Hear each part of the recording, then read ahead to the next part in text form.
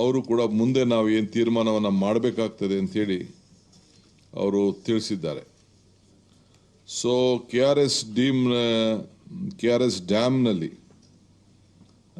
ಒಳರು ಸ್ವಲ್ಪ ಕಾಣ್ತದೆ ಅನ್ನೋದು ನಮಗೆ ಗಮನಕ್ಕೆ ಬರ್ತಾ ಇದೆ. ಬಟ್ ಈಗ ಮಧ್ಯಾಹ್ನದಿಂದ ಸ್ವಲ್ಪ ನಿಂತಿದೆ. ಹೇಮಾವತಿಯಲ್ಲೂ ಕೂಡ ಸುಧಾರಣೆ ಆಗಿದೆ. ಆದರೆ ಕೆಲವು ಕುಡಿಯೋ ನೀರಿಗೋಸ್ಕರ ಕೆರೆಗಳನ್ನು ತುಂಬಲಿಕ್ಕೆ ಈಗಾಗಲೇ ಕುಡಿಯೋ ನೀರಿಗೆ ಮಾತ್ರ ಈಗಾಗಲೇ ನಾವು ಅವ್ರಿಗೆ ಸ್ವಲ್ಪ ನೀರನ್ನು ನಮ್ಮ ಚಾನೆಲ್ಗಳಲ್ಲಿ ಡ್ಯಾಮ್ಗಳ ವ್ಯವಸಾಯಕ್ಕಲ್ಲ ಇದನ್ನು ನಮ್ಮ ಕೆರೆ ಕಟ್ಟೆಗಳಿಗೆ ತುಂಬಿಕೊಳ್ಳಲಿಕ್ಕೆ ಸ್ವಲ್ಪ ಅನುವನ್ನು ನಾವು ಮಾಡಿಕೊಂಡು ನಾವು ಬಂದಿದ್ದೇವೆ. ಅವರು ಕೂಡ BJP ನಮ್ಮ ತಮಿಳುನಾಡು ಸರ್ಕಾರ ಅವರು ಕೂಡ ಕುಡಿಯೋ ನೀರು ಬಗ್ಗೆ ಅವರು ಒತ್ತನ್ನು ಕೊಟ್ಟು ಅವರು ನಮಗೆ ಸಹಾಯ ಮಾಡಬೇಕು ಅಂಥೇಳಿ ಕುಡಿಯೋ ನೀರಿಗೆ ಹೇಳಿದ್ದಾರೆ. ಆದರೆ ಅಲ್ಲೂ ಕೂಡ ಸ್ವಲ್ಪ ಭಾಳ ಬೋರ್ವೆಲ್ಗಳ ನೀರಿನಲ್ಲಿ ವ್ಯವಸಾಯಕ್ಕೆ ಕೂಡ ಕ್ರಮವನ್ನು ಕೈಗೊಂಡದ್ದು ನಾವೆಲ್ಲ ಗಮನಿಸಿದ್ದೇವೆ.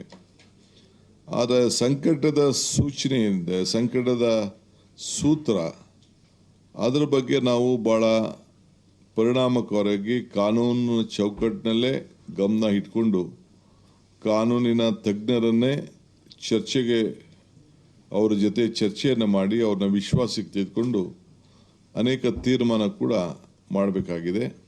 ಇದನ್ನು ಫಸ್ಟ್ ಸ್ಟೇಜಲ್ಲಿ ನಾವಿದ್ದೇವೆ. ಇನ್ನು ಇಡೀ ವರ್ಷ ಜನವರಿವರೆಗೂ ಕೂಡ ಅನೇಕ ಸಂದರ್ಭಗಳಲ್ಲಿ ಪ್ರತಿ 15 ದಿನಕ್ಕೆ ನಮ್ಮ ಮ್ಯಾನೇಜ್ಮೆಂಟ್ ಅಥಾರಿಟಿಯವರಾಗಲಿ CWC ಅವರಾಗಲಿ ಇಬ್ಬರು ಕೂಡ ಮೀಟಿಂಗ್ಗಳನ್ನು ಮಾಡೋಂಥ ಎಲ್ಲ ಲಕ್ಷಣಗಳು ಜವಾಬ್ದಾರಿ ಕೂಡ ಇದೆ. ಆದ್ದರಿಂದ ನಾವು ಭಾಳ ಹುಷಾರಾಗಿ ನಾವು ತೀರ್ಮಾನವನ್ನು ನಾವು ಮಾಡಬೇಕಾಗ್ತದೆ. ಈಗ ಜೂನ್ನಲ್ಲಿ ಹಿಂದೆ ಎಲ್ಲ ನಾವು 9.19 TMC ನೀರನ್ನು ನಾವು ಬಿಟ್ಟಿದ್ದು. ಆದರೆ ಈ ವರ್ಷ ಬರೀ 2.9 TMC ಮಾತ್ರ ಈ ವರ್ಷ ಬಿಟ್ಟಿದ್ದೇವೆ. ಜುಲೈಯಲ್ಲಿ 31 TMC ಬಿಟ್ಟಿದ್ದು ಕಳೆದ ವರ್ಷ. ಈಗ 0.7 TMC ಮಾತ್ರ ಹೋಗಿದೆ. ಈಗ 40 TMC ನಾವು ಈ ವರ್ಷ ಬಿಡಬೇಕಾಗಿತ್ತು ಜುಲೈನಲ್ಲಿ.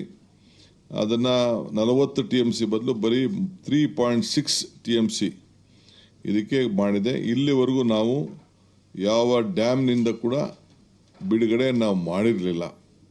ನೆನ್ನೆ ಮಧ್ಯಾಹ್ನ ನಂತರ ನಾವು ಅದನ್ನ ನೀರನ್ನು ಕಂಟ್ರೋಲ್ ಮಾಡಲಿಕ್ಕೆ ಸಾಧ್ಯ ಇಲ್ಲ ಅನ್ನೋ ದೃಷ್ಟಿಯಿಂದ ಆ ಡ್ಯಾಮ್ನ ಸೇಫ್ಟಿಗೋಸ್ಕರ ಅಲ್ಲಿ ಏನು ನಮ್ಮ 2-3 ಅಡಿನ ಸ್ವಲ್ಪ ಕಂಟ್ರೋಲ್ ಇಟ್ಕೊಂಡು 3-4 ಕಂಟ್ರೋಲ್ ಇಟ್ಕೊಂಡು ಆ ಕಬ್ರಿನ ನಾವು ನೀರನ್ನು ಹೊರಗಡೆ ಹೋಗಲಿಕ್ಕೆ ನಾವು ಅನುವು ಮಾಡಿಕೊಟ್ಟಿದ್ದೇವೆ, ಆದೇಶ ಕೊಟ್ಟಿದ್ದೇವೆ. ಸೊ ಇವತ್ತು ಕಬಿನಿಲಿ ಈಗಾಗಲೇ ಫುಲ್ ಇದೆ, ಅದು ಕೂಡ ತಮಗೆಲ್ಲ ಗೊತ್ತಿದೆ. ಇವತ್ತು ಇನ್ನೊಂದು ಭಾಳ ಪ್ರಮುಖವಾದಂಥ ವಿಚಾರ ಏನಪ್ಪ ಅಂದರೆ ಎಲ್ಲ ಸಂಸತ್ ಸದಸ್ಯರು ಮತ್ತು ಎಲ್ಲ ವಿರೋಧ ಪಕ್ಷದ ನಾಯಕರು ಎಲ್ಲರೂ ಕೂಡ ಸರ್ಕಾರಕ್ಕೆ ನಾವು ಒಮ್ಮತದ ನಿಮ್ಮ ತೀರ್ಮಾನಕ್ಕೆ ನಾವು ಬದ್ಧರಾಗಿದ್ದೇವೆ. ಇನ್ನು ಕೆಲವು ಸಲಹೆಗಳನ್ನು ಕೊಟ್ಟಿದ್ದಾರೆ. ಆ ಸಲಹೆಗಳನ್ನು ನಾನು ಕಾನೂನಿನ ಚೌಕಟ್ಟಿನಲ್ಲಿ ನಮ್ಮ ಹಿರಿಯರ ತಜ್ಞರು ಮತ್ತು ನಮ್ಮ ಲೀಗಲ್ ಟೀಮ್ ಹತ್ರ ಚರ್ಚೆ ಮಾಡಿ ಮತ್ತು ನನ್ನ ಸಹೋದ್ಯೋಗಿಗಳ ಹತ್ರ ಯಾರು ಮಿನಿಸ್ಟರ್ಸ್ ಇದಕ್ಕೆಲ್ಲ ಸಂಬಂಧಪಟ್ಟವರು ಇದ್ದಾರೆ, ಪವರ್ ಇರ್ಬೋದು, ಇರಿಗೇಷನ್ ಇರ್ಬೋದು, ಡೆಪ್ಟಿ CM ಇರ್ಬೋದು, ರೆವಿನ್ಯೂ ಇರ್ಬೋದು, ಯಾರ್ಯಾರು ಆ ಭಾಗದಿಂದ ಪ್ರತಿನಿಧಿಸ್ತಾರೆ ಅವರೆಲ್ಲರೂ ಕೂಡ ಅವರ ಅನುಭವದ ಮೇರೆಗೆ ಚರ್ಚೆ ಮಾಡಿ ಕೆಲವು ಅಭಿಪ್ರಾಯಕ್ಕೆ ನಾನು ಬರೋನಿದ್ದೇನೆ. ಇನ್ನೊಂದು ಕೆಲವರೆಲ್ಲ ಪ್ರತಿಭಟನೆಗಳು ಕೂಡ ಇಲ್ಲೆಲ್ಲ ಮಾಡ್ಕೊಂಡು ಬರ್ತಾ ಇದ್ದಾರೆ. ಆದರೆ ಪ್ರಕೃತಿ ಕೂಡ ಇವತ್ತು ನಮಗೆ ಸಹಾಯ ಮಾಡಿದೆ. ದೇವರ ಕೃಪೆ ವರ್ಣ ನಮಗೆ ಇವತ್ತು ಸ್ವಲ್ಪ ಶಾಂತಿ ವಾತಾವರಣ ನಿರ್ಮಾಣ ಆಗಿದೆ.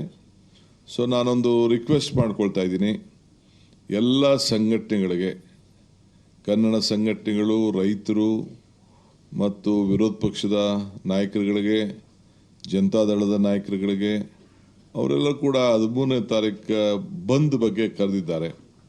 BJPಯವರೇನು ಅದಕ್ಕೇನು ನಿನ್ನೆ ಹೋಗಿ ಡ್ಯಾಮ್ ಮುತ್ತಿಗೆ ಹಾಕಲಿಕ್ಕೆ ಪ್ರಯತ್ನ ಮಾಡಿದ್ರು. ಆಮೇಲೆ ಕೊನೆಗೆ ಅವ್ರಿಗೆ ವಿಚಾರ ಅರ್ಥ ಆಯಿತು, ಅವರು ಕೂಡ ದೇವರಲ್ಲಿ ಹೋಗಿ ಪ್ರಾರ್ಥನೆ ಮಾಡಿದ್ದಾರೆ. ಸೊ ಇವತ್ತು JDSನವರು ಇವತ್ತು ಬೆಳಗ್ಗೆ ಬೆಂಬಲ ಕೊಟ್ಟರು ಅಂಥೇಳಿ ನನಗೆ ಮಾಹಿತಿ ಬಂದಿದೆ. ನಾನು ಎಲ್ಲರಿಗೂ ಕೂಡ ನಾನು ರಿಕ್ವೆಸ್ಟ್ ಮಾಡ್ತೇನೆ, ಎಲ್ಲ ನನ್ನ ಕನ್ನಡ ಸಂಘಟನೆಯವ್ರ ಹತ್ರ ನಾನು ಮಾತಾಡ್ತೇನೆ, ನಾನೇ ಖುದ್ದಾಗಿ ಮಾತಾಡ್ತೀನಿ, ಕೆಲವರು ನಮ್ಮ ಮಂತ್ರಿಗಳು ಕೂಡ ಮಾತಾಡ್ತಾರೆ. ದಯವಿಟ್ಟು ಇದಕ್ಕೆ ಅವಕಾಶ ಕೊಡೋದು ಬೇಡ. ಈ ಬಂದ್ನಿಂದ ನಿಮಗೇನು ಪ್ರಯೋಜನ ಆಗೋದಿಲ್ಲ. ಆಲ್ ಪಾರ್ಟಿ ಮೀಟಿಂಗಲ್ಲೂ ಕೂಡ ಈ ತೀರ್ಮಾನ ಬಂದಿದೆ. ಆಲ್ ಪಾರ್ಟಿ ಮೀಟಿಂಗಲ್ಲೂ ಕೂಡ ನಾನೊಂದು ಅಪೀಲ್ ಮಾಡಬೇಕು ಸರ್ಕಾರದ ಪರವಾಗಿ ಅಂತೇಳಿ ಎಲ್ಲರೂ ಕೂಡ ಸಲಹೆಯನ್ನು ಕೊಟ್ಟಿದ್ದಾರೆ. ಆ ಸಲಹೆ ಮೇರೆಗೆ ನಾನು ಎಲ್ಲರೂ ಕೂಡ ನಿಮಗೆ ಬಂದಿಂದ, ಯಾಕೆಂದರೆ ನಾವು ಏನು ಪ್ರಯೋಜನ ಆಗೋದಿಲ್ಲ. ಯಾರ ಮೇಲೆ ಸರ್ಕಾರನೇ ನಿಮ್ಮ ಪರವಾಗಿ ನಿಂತಿರುವಾಗ, ಸರ್ಕಾರ ಮತ್ತು ಪ್ರಕೃತಿ ಎರಡೂ ಕೂಡ ನಿಮ್ಮ ಜೊತೆಯಲ್ಲಿ ನಿಂತಿರುವಾಗ ಇದಕ್ಕೆ ದಣು ತಗೊಳ್ಬಾರ್ದು ಅಂಥೇಳಿ ನಾನು ಮನವಿಯನ್ನು ನಾನು ಈ ಸಂದರ್ಭದಲ್ಲಿ ಮಾಡಲಿಕ್ಕೆ ನಾನು ಪ್ರಯತ್ನ ಮಾಡ್ತಾ ಇದ್ದೇನೆ. ಮುಂದಕ್ಕೆ ಪ್ರತಿ ಹಂತದಲ್ಲೂ ಕೂಡ ಇವತ್ತು ತಮಿಳುನಾಡವರು ಕೂಡ ಅವರು ಡಿಸ್ಟ್ರೆಸ್ ಶೇರಿಂಗ್ ಬಗ್ಗೆ ಬೇಕಾದಷ್ಟು ಅವರು ಬೇಡಿಕೆ ಇಟ್ಟಿದ್ದಾರೆ. ಈ ಮಧ್ಯೆ DMK ಪಕ್ಷದವರು ಕೂಡ ಅವರು ಒಂದು ಪ್ರೈವೇಟಾಗಿ ಅವರು ಒಂದು ಸುಪ್ರೀಂ ಕೋರ್ಟ್ಗೆ ಹೋಗಿದ್ದಾರೆ. ಆದರೆ ಕಾನೂನಿನ ಚೌಕಟ್ಟು ಏನು ಇದೆ ಅಂತ ನಾನು ಇದನ್ನು ಚರ್ಚೆ ಮಾಡೋದು ಬೇಡ. ಸರ್ಕಾರ ಏನಾದ್ರು ಹೋದಾಗ ಅವರು ಅವ್ರದ್ದೇ ಆದಂಥ ಒಂದು ಅಭಿಪ್ರಾಯ ಬರ್ತಾರೆ, ಕೇಳ್ತಾರೆ, ನಾವು ಅದಕ್ಕೆ ಉತ್ತರ ಕೊಡಬೇಕು. ಹಿಂದೆ ಪ್ರೈವೇಟ್ ಇನ್ಸ್ಟಿಟ್ಯೂಷನ್ಸ್ ಪ್ರೈವೇಟವ್ರು ಯಾರೇ ಆಗಲಿ ಕೇಳಬೇಕಾದ್ರೆ ಅದಕ್ಕೆ ಮಾನ್ಯತೆ ಕೊಡೋದು ಭಾಳ ಕಡಿಮೆ ಅನ್ನೋದು ನನ್ನ ಅನುಭವ ಮತ್ತು ನನ್ನ ತಜ್ಞರು ಕೂಡ ನನಗೆ ಆ ಅಭಿಪ್ರಾಯವನ್ನು ತಿಳಿಸಿದ್ದಾರೆ. ಸೊ ನಾವು ಭಾಳ ಹುಷಾರಾಗಿ ಯಾವುದಾದ್ರು ಕೆಲವು ಕೋರ್ಟನ್ನು ಹ್ಯಾಂಡಲ್ ಮಾಡೋಂಥ ಸಂದರ್ಭದಲ್ಲಿ ಅನೇಕ ಹಿರಿಯರ ಅನುಭವವನ್ನು ಕೂಡ ನಾವು ಗಮನದಲ್ಲಿ ನಾವು ಇಟ್ಕೊಳ್ಬೇಕಾಗ್ತದೆ. ಆಮೇಲೆ ಈಗಾಗಲೇ ಜುಲೈನಲ್ಲಿ CWRC ಆಮೇಲೆ CWMA ಏನು ಆ ಮೀಟಿಂಗ್ ತೆಗೆದುಕೊಂಡಿದ್ದಾರೆ ಅದು ನಡ್ಕೊಂಡು ಬರ್ತಾ ಇರ್ತದೆ. ಅದು ಒಂದೊಂದು 15 ದಿನಕ್ಕೆ ಒಂದೊಂದು ಸತಿ ಒಂದೊಂದು ತೀರ್ಪು ಬರ್ತದೆ. ಅವರು ನಮ್ಮ ನೀರಿನ ಪರಿಸ್ಥಿತಿ ಕೂಡ ಅವ್ರಿಗೆ ಮಾಹಿತಿ ಇದೆ. ನಿಮ್ಗೆ ಹೆಂಗೆ ಮಾಹಿತಿ ನಮ್ಮ ಮಾಧ್ಯಮದವ್ರಿಗೆ, ರೈತರಿಗೆ, ಅಧಿಕಾರಿಗಳಿಗೆ ಸಿಗ್ತದೆ, ಹಂಗೆ ಕೇಂದ್ರ ಸರ್ಕಾರ ಕೂಡ ಕೇಂದ್ರ ಸರ್ಕಾರ ಆಗಿರ್ಬೋದು, ರೆಗ್ಯುಲೇಟರಿ ಅಥಾರಿಟಿ ಇರ್ಬೋದು, ಮ್ಯಾನೇಜ್ಮೆಂಟ್ ಅಥಾರಿಟಿ ಇರ್ಬೋದು, ಎಲ್ಲರೂ ಕೂಡ ಎಲ್ಲ ಸಂದರ್ಭದಲ್ಲೂ ಕೂಡ ಮತ್ತು ತಮಿಳುನಾಡು ಕೂಡ ಅವ್ರಿಗೆ ಎಲ್ಲ ಥರದ ಮಾಹಿತಿ ಕೂಡ ತೆಗೆದುಕೊಳ್ಳಿಕ್ಕೆ ಅವಕಾಶ ಇದೆ. ಅದರಿಂದ ನಾವು ಭಾಳ ಜಾಗೃತಿಯಾಗಿ ನಮ್ಮ ರಾಜ್ಯದ ಹಿತವನ್ನು ಕೂಡ ಕಾಪಾಡಬೇಕಾಗ್ತದೆ. ನಾನು ಅಗ್ರಿಕಲ್ಚರ್ ಟೀಮ್ ಅವ್ರ ಹತ್ರ ನಾನು ಮಾತಾಡ್ತೀನಿ. ವ್ಯವಸಾಯಕ್ಕೆ ಸಂಬಂಧಪಟ್ಟಂತೆ ಯಾವ ರೀತಿ ಮಾರ್ಗದರ್ಶನ ಕೊಡಬೇಕು ಅವರು ಕೂಡ ನಾವು ರೈತರಿಗೆ ಕೊಡ್ತೇವೆ. ನಮ್ಮ ಹಿತ ರೈತರನ್ನ ರಕ್ಷಣೆ ಮಾಡೋಂಥದ್ದು, ಮಾರ್ಗದರ್ಶನ ಕೊಡಬೇಕಾದ್ದು ಆ ಕೆಲಸ ಕೂಡ ಭಾಳ ಯೋಚನೆ ಮಾಡಿ. ಸೊ ಯಾವತ್ತೂ ಕೂಡ ನಮ್ಮ ರೈತರಿಗೆ ಲಾಸ್ ಆಗಬಾರ್ದು. ಆಮೇಲೆ ಡ್ಯಾಮಿನ ಪರಿಸ್ಥಿತಿ ನೋಡಿಕೊಂಡು ಮತ್ತು ಬರಗಾಲದಲ್ಲಿ ಏನು ಪ್ರೈಮ್ ಮಿನಿಸ್ಟ್ರೇ ನಮಗೆಲ್ಲ ಮುಂದೆ ವಾರ್ನಿಂಗ್ ಕೊಟ್ಟಿದ್ದರು, ಅದು ಕೂಡ ಗಮನದಲ್ಲಿ ಇಟ್ಕೊಂಡು ನಾವು ಬೆಳೆಗಳನ್ನು ಯಾವ್ಯಾವ ಬೆಳೆ ಹಾಕಬೇಕು ಅಂತೇಳಿ ನಮ್ಮ ಅಗ್ರಿಕಲ್ಚರ್ ಯೂನಿವರ್ಸಿಟಿ ಮತ್ತು ನಮ್ಮ ಅಗ್ರಿಕಲ್ಚರ್ ಟೆಕ್ನಿಕಲ್ ಟೀಮ್ ಅವರು ಕೂಡ ನಾವು ರೈತರಿಗೆ ಆ ಜಿಲ್ಲೆಗೆ ಸಂಬಂಧಪಟ್ಟಂತೆ ಪ್ರತ್ಯೇಕವಾಗಿ ಆ ಜಿಲ್ಲೆಗೆ ಏನೇನು ಆಗಬೇಕು ಅನ್ನೋದನ್ನು ಅವ್ರಿಗೆ ಮಾರ್ಗದರ್ಶನ ಕಾರ್ಯಕ್ರಮ ಕೂಡ ನಾವು ರೂಪಿಸ್ತೇವೆ ಅನ್ನೋ ಮಾತನ್ನು ಈ ಸಂದರ್ಭದಲ್ಲಿ ಹೇಳಲಿಕ್ಕೆ ವಹಿಸ್ತೇನೆ. ಆದರೆ ನನ್ನ ಒಂದು ಭಾಳ ಸಂತೋಷ, ಎಲ್ಲರೂ ಕೂಡ ಬಂದು ರಾಜ್ಯದ ಹಿತಕ್ಕೆ ಅವರು ಕೈ ಜೋಡಿಸಿದ್ದಾರೆ.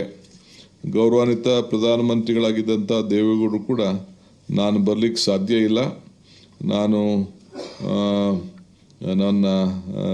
ನಮ್ಮ ಪಕ್ಷದ ಪರವಾಗಿ HD ಕುಮಾರಸ್ವಾಮಿ ಮತ್ತು ಶಾಸಕಾಂಗ ಪಕ್ಷದ ನಾಯಕರುಗಳು ಬಂದು ಪಾರ್ಟಿಸಿಪೇಟ್ ಮಾಡ್ತಾರೆ ಅಂತೇಳಿ ಅವರು ತಿಳಿಸಿದ್ದಾರೆ. ಈ ಮಧ್ಯದಲ್ಲಿ ನಾನು ಜೋಸೆಫ್ ವಿಜಯ್ರವರು ಕಾರ್ಯಕ್ರಮನ ಮುಂದೂಡಬೇಕು ಅಂತೇಳಿ ರಿಕ್ವೆಸ್ಟ್ ಮಾಡ್ಕೊಂಡಿದ್ದೆ, ಅದು ಕೂಡ ಅವರು ಒಪ್ಪಿದ್ದಾರೆ. ಬೆಳಗ್ಗೆ BJP ಅಧ್ಯಕ್ಷರು ಕೂಡ ಅವ್ರಿಗೊಂದು ಪತ್ರ ಬರೆದಿದ್ದಾರೆ, ಅವರು ಅನೇಕ ವಿಚಾರಗಳನ್ನು ಕೊಟ್ಟಿದ್ದಾರೆ. ನಾನು ಅದಕ್ಕೆ ಕಾಮೆಂಟ್ ಮಾಡೋಕ್ಕೆ ಹೋಗಲ್ಲ. ಅವರು ಏನು ಬೇಕಾದ್ರೂ ಅವರ ಅನುಭವದಲ್ಲಿ ಅವರು ಕೆಲವರು ಮಾತಾಡಿದ್ದಾರೆ. ಸೊ ನಾವು ಒಟ್ಟಾರೆ ಸೇರಿ ಭಾಳ ಸೌಹಾರ್ದತೆಯಿಂದ ನಮ್ಮ ಸಮಸ್ಯೆನ ಬಗೆಹರಿಸ್ಕೊಳ್ಬೇಕು ಅನ್ನೋದು ನಮ್ಮ ಸರ್ಕಾರದ ಅಭಿಪ್ರಾಯ ಇದೆ. ಸೊ ಅದಕ್ಕೆ ಪ್ರತಿ ಹಂತದಲ್ಲೂ ಕೂಡ ರೈತರು ಕೂಡ ಚರ್ಚೆ ಮಾಡಬೇಕಾಗ್ತದೆ, ಜನರ ಪ್ರತಿನಿಧಿಗಳು ಕೂಡ ಚರ್ಚೆ ಮಾಡಬೇಕಾಗ್ತದೆ, ಮತ್ತು ನಮ್ಮ ಲೀಗಲ್ ಟೀಮ್ ಜೊತೆಗೆ ನಮ್ಮ ಅಧಿಕಾರಿಗಳು ಕೂಡ ಅವರನ್ನು ಕೂಡ ಎಲ್ಲರನ್ನು ವಿಶ್ವಾಸಕ್ಕೆ ತೆಗೆದುಕೊಂಡು ರೈತರ ಬೆಳೆ ಮತ್ತು ನೀರು ಯಾವ ಸಂದರ್ಭದಲ್ಲಿ ಬಿಡಬೇಕು, ಆ ರೈತರಿಗೆ ಏನು ಮಾರ್ಗದರ್ಶನ ಕೊಡಬೇಕು, ಆ ನಿಟ್ಟಿನಲ್ಲಿ ನಮ್ಮ ಸರ್ಕಾರ ಬದ್ಧವಾಗಿದೆ. ಇನ್ನು ಬರಗಾಲದ ಛಾಯೆ ಇನ್ನೂ ಇದೆ. ನಾವು ಬರಗಾಲದ ಘೋಷಣೆ ಮಾಡೋ ವಿಚಾರ, ಮತ್ತೊಂದು ವಿಚಾರ ಈಗ ಸದ್ಯಕ್ಕೆ ಈಗ ತೀರ್ಮಾನ ತೆಗೆದುಕೊಳ್ಳೋಕ್ಕಾಗೋದಿಲ್ಲ. ಆಗಸ್ಟ್ ಎಂಡ್ ಅಷ್ಟೊತ್ತಿಗೆ ನಾವು ಸರಿಯಾದ ರೀತಿಯಲ್ಲಿ ಮಾಹಿತಿಯನ್ನು ಪಡ್ಕೊಳ್ಬೇಕು. ನಮ್ಮ ಎಲ್ಲ ಮಿನಿಸ್ಟರ್ಸ್ ಕೂಡ ಈಗಾಗಲೇ ನಮ್ಮ ಜಿಲ್ಲೆಗಳಿಗೆ ಭೇಟಿಯನ್ನು ಕೊಟ್ಟು ಅವ್ರದ್ದೇ ಆದಂಥ ವರದಿಯನ್ನು ಕೂಡ ಅವರು ಕೊಡ್ತಾ ಇದ್ದಾರೆ. ಇನ್ನು ಮುಂದಿನ ದಿನದಲ್ಲೂ ಕೂಡ ಎಲ್ಲ ಮಂತ್ರಿಗಳು ಕೂಡ ಅವ್ರು ಹೋಗಿ ತೆರಳಿ ಅವರು ಕೂಡ ಎಲ್ಲ ರೈತರ ಹತ್ರ ಚರ್ಚೆ ಮಾಡಿ ವಾಸ್ತವಾಂಶವನ್ನು ಆ ಪ್ರತಿಯೊಂದು ತಾಲೂಕಲ್ಲೂ ಕೂಡ ತಿಳ್ಕೊಂಡು ಅವರು ಕೂಡ ನನಗೆ ವರದಿಯನ್ನು ಕೊಡ್ತಾರೆ.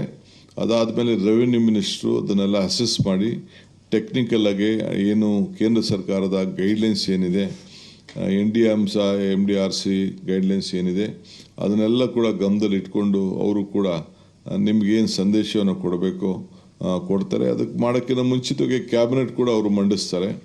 ಕ್ಯಾಬಿನೆಟಲ್ಲಿ ಕೂಡ ನಾವು ಅದನ್ನೆಲ್ಲ ಕೂತ್ಕೊಂಡು ಚರ್ಚೆ ಮಾಡಿ, ನನಗೆ ಯಾವುದೋ ಒಂದು ತಾಲೂಕು ಬೇಕು ಅಂತ ನಾನು ಸೇರಿಸ್ಲಿಕ್ಕೆ ಆಗೋದಿಲ್ಲ, ಇಲ್ಲ ಯಾವುದೋ ಒಂದು ತಾಲೂಕು ಬಿಡಿ ಅಂತ ಹೇಳಿದ್ರು ಬಿಡ್ಲಿಕ್ಕೆ ಸಾಧ್ಯ ಇಲ್ಲ. ಇರೋ ಅಂಥ ಏನು ಒಂದು ವಾಸ್ತವಾಂಶ ಏನಿದೆ, ನೀರಿನ ಮತ್ತು ಹವಾ ಮತ್ತು ಮಳೆ ಇದನ್ನೆಲ್ಲ ಕೂಡ ಗಮನದಲ್ಲಿ ಇಟ್ಕೊಂಡು ಅದನ್ನೇ ಹೇಳಿದೆ, ಸೆಂಟ್ರಲ್ದು ಒಂದು ಗೈಡ್ಲೈನ್ಸ್ ಇದೆ, ಮಾನದಂಡ ಏನಿದೆ ಅದರ ಮೇಲೇ ನಮ್ಮ ರೆವಿನ್ಯೂ ಮಿನಿಸ್ಟ್ರು ತೀರ್ಮಾನ ಮಾಡಬೇಕಾಗ್ತದೆ. ನಮ್ಮ ಆಪೋಸಿಷನ್ ಲೀಡರ್ ಸಾಹೇಬರು ಹೇಳ್ತಾಯಿದ್ರು, ನಾವು ಇದನ್ನು ಮಾಡಬೇಕು, ಅನೌನ್ಸ್ ಮಾಡಬೇಕು, ಘೋಷಣೆ ಮಾಡಬೇಕು ಅಂತ. ಪಾಪ ಅವರು ಕೂಡ ರೆವಿನ್ಯೂ ಮಿನಿಸ್ಟರ್ ಆಗಿದ್ದವರು, ಅವ್ರಿಗೂ ಅಪಾರವಾದಂಥ ಅನುಭವ ಇದೆ. ರಾಜಕೀಯವಾಗಿ ಮಾತಾಡ್ತಾರೆ, ನಾನು ಅದನ್ನು ತಲೆ ಕೆಡಿಸ್ಕೊಳ್ಳೋದು ಬೇಡ, ಅವ್ರಿಗೂ ಅನುಭವ ಇದೆ. ಸೊ ನಮ್ಮ ರೆವಿನ್ಯೂ ಮಿನಿಸ್ಟ್ರು ಕೂಡ ಇದ್ರ ಬಗ್ಗೆ ವ್ಯಾಪಕವಾಗಿ ಚರ್ಚೆ ಮಾಡಿ ಗೈಡ್ಲೈನ್ಸ್ ಎಲ್ಲ ನೋಡಿ ಆಮೇಲೆ ಫೀಲ್ಡ್ ರಿಪೋರ್ಟ್ನ ತರಿಸ್ಕೊಂಡು ಅಧಿಕಾರಿಗಳ ಜೊತೆಯಲ್ಲಿ ನಮ್ಮ ಮಂತ್ರಿಗಳ ಹತ್ರ ಕೂಡ ತರಿಸ್ಕೊಂಡು ಅವ್ರು ಏನು ಘೋಷಣೆ ಮಾಡಬೇಕು ಆ ಟೈಮಲ್ಲಿ ನಾವು ಮಾಡ್ತೀವಿ. ಇನ್ನು ಬೇರೆ ನಮ್ಮ ಪೊಲಿಟಿಕಲ್ ಪಾರ್ಟಿ ಲೀಡರ್ಸು, ಬೇರೆ ಲೀಡರ್ಸು ಕೂಡ ಯಾರು ಏನಾದ್ರು ಅಭಿಪ್ರಾಯ ತಿಳಿಸೋದಾದರೆ we are most welcome.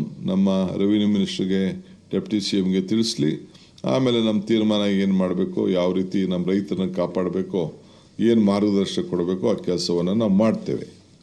So ಈಗ ಅಪೀಲ್ ಮಾಡೋಂಥ ವಿಚಾರ ಏನಿದೆ, ಸುಪ್ರೀಂ ಕೋರ್ಟ್ಗೆ ವಿಚಾರ ಏನಿದೆ, ಪರಿಸ್ಥಿತಿ ತಾವೇ ಇದನ್ನು ಆಲೋಚನೆ ಮಾಡ್ತಾಯಿದ್ದೀರಿ, ತಮ್ಗೆ ಗೊತ್ತಾಗ್ತಾ ಇದೆ.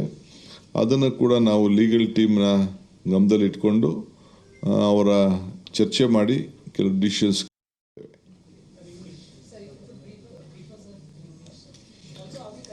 Okay, I'll brief you. Let my Kannada friends finish their questions.